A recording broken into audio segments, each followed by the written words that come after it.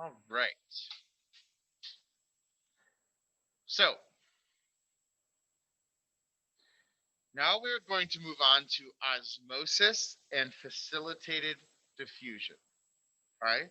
So osmosis works just like diffusion, but now we're just talking specifically about water. So osmosis is the diffusion of water through the partially permeable membrane. That means water is going to be moving from high concentration to low concentration. Now, what makes this a little confusing is that water can move no matter what. Water can always get through the cell membrane. That means that even if particles that are in the water can't, the water is always able to move. So let's take a look at this example. This beaker is split down the middle, and you can buy beakers like this. They have a membrane in the middle. Okay.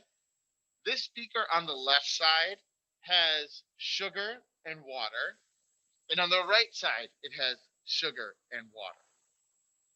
Now, if you look at the left side, there's more sugar on the left side and less sugar on the right. So if it was able to cross the membrane, which direction would you think the sugar would move? Left to right or right to left?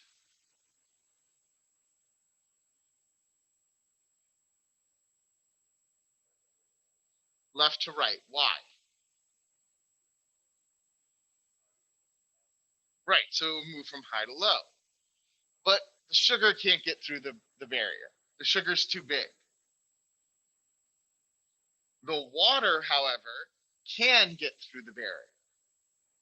So if you were talking about relative concentration, there is more water, there's a higher concentration of water on the right side than the left. So the sugar can't move, so it's going to stay where it is, but the water will move from the right to the left. So what you would end up see, or what you would see happen, is that the water level on the left side would go up. Okay? And that is osmosis. Osmosis, or sorry, here, hang on. So cell membranes are completely permeable to water. Okay? And the amount of water in the environment has a large impact on living cells. Now, water cannot be compressed. So think about like this. If I filled this balloon with water and I couldn't push it like this, right? It would just pop. Okay? So I cannot compress water. So in that regard, that means that cells rely on water, which is the majority of molecules in the cytoplasm, okay, to maintain the cell shape and to support the cell. So there are three possible environments a cell could find itself in. Okay. So we know that all cells in our body are surrounded by fluid. So there's fluid inside the cell and fluid around the cell. Thumbs up if you're with me so far. Okay. So there are three types of environments a cell could find itself in. Okay. The first is called a hypertonic solution. Now, again, when I say hypertonic, I'm talking about the liquid around the cell. So in a hypertonic solution, there is a higher concentration of water inside the cell than outside the cell. So a hypertonic solution has more solute, which might be salt, sugar, etc., than the cell, which causes there to be less water in the solution. So the water is still going to obey the rules of diffusion. the water is going to go from inside the cell to outside the cell. So water will rush out of the cell. Now, that doesn't sound bad at first, but what happens is it causes the cells to shrivel up, right? In animal cells, we call that shriveling crenating. So we would say the cell is crenating or crenation, and that means the cell is shriveled up. In plant cells, we call that plasmolysis, and the cell membrane shrinks away from the cell walls. Now, in both cases, these cells would end up dying. Now, of course, if enough cells die, if enough cells are exposed to this environment, then of course the whole organism would die, right? So this is hypertonic. Now, the opposite of this is called hypotonic. So, in a hypotonic solution, the solution contains a higher concentration of water than the inside of the cell. So the hypotonic solution has less solute in it. And if a cell is put in an environment like this, water will rush into the cell. And instead of shrinking, the cell would expand. It's possible that the cell would expand so much that it literally bursts. It breaks open. Okay? Now, I don't know about you, but I don't want my cells to do this, right?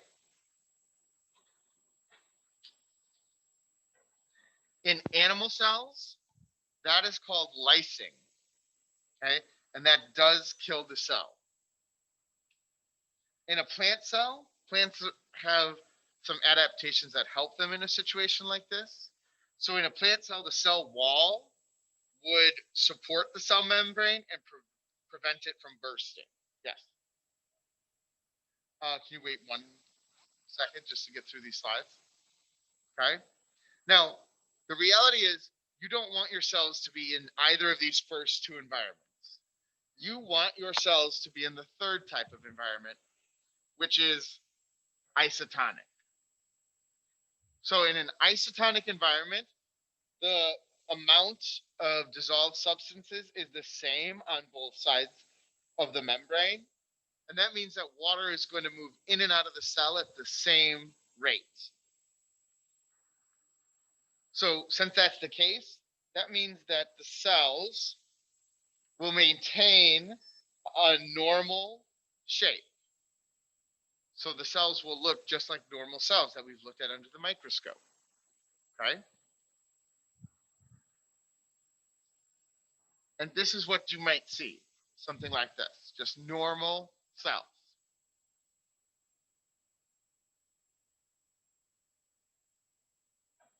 And so this is the type of solution you want your cells to be in, isotonic. Okay? Now, I'm going to show you some slides that I made for you today. So we're going to get to that in a minute. But just last note. So the last type of cellular transport, passive cellular transport, excuse me, is called facilitated diffusion. If you facilitate something, you help it. So facilitated diffusion is when proteins help large molecules cross the membrane. So we started class today with Model 2, and in Model 2, we saw that there were proteins embedded in the membrane.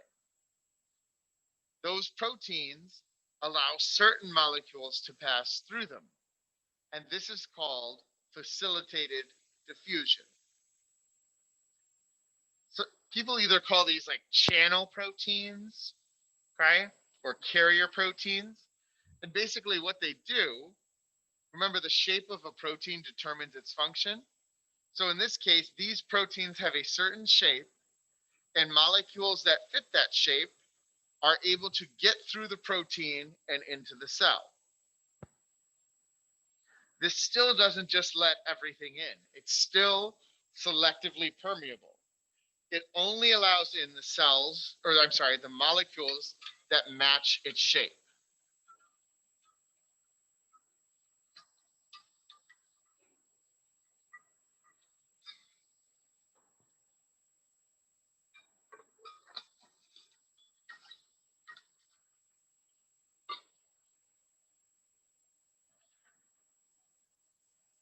Okay, so this is how glucose actually enters our bloodstream.